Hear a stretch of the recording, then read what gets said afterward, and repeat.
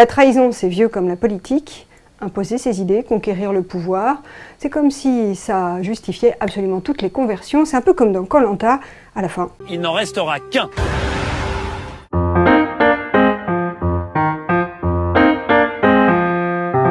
En politique, la saison des trahisons est officiellement lancée.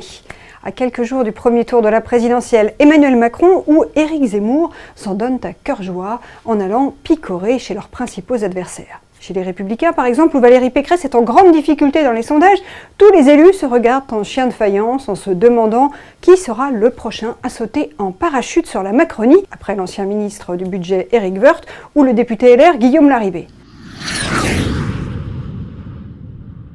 Le camp Pécresse se demande même s'ils vont subir la traîtrise suprême qui verrait Nicolas Sarkozy, père fondateur des Républicains, torpiller la candidate de sa propre famille politique en soutenant Emmanuel Macron.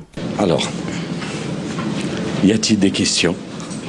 Chez Marine Le Pen, autre grande victime dans cette campagne de ses propres amis et même de sa famille, puisqu'elle a vu sa nièce Marion Maréchal lui tourner le dos.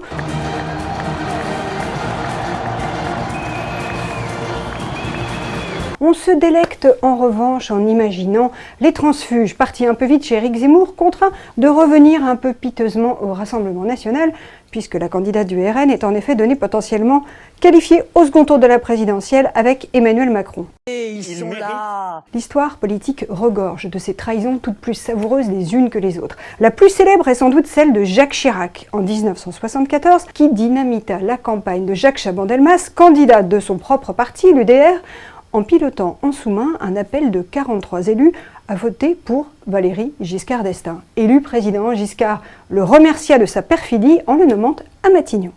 C'est inadmissible et inacceptable.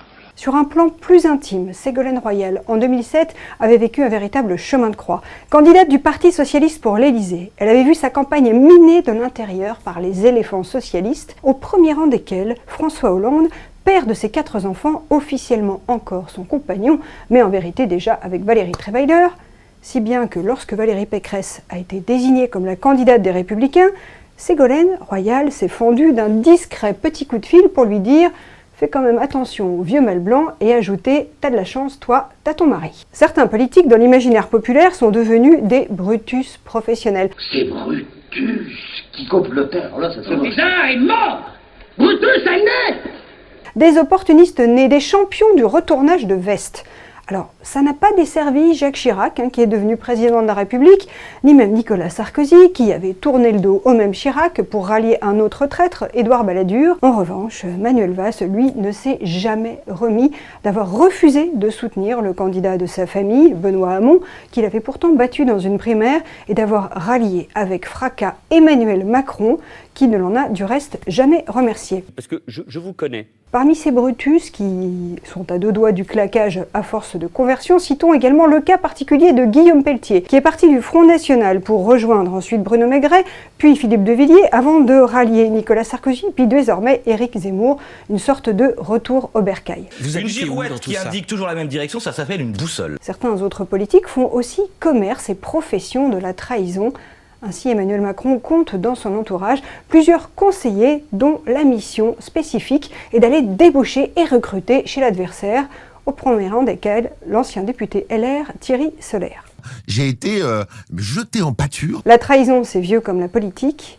Imposer ses idées, conquérir le pouvoir, c'est comme si ça justifiait absolument toutes les conversions. C'est un peu comme dans Koh-Lanta, à la fin. Il n'en restera qu'un.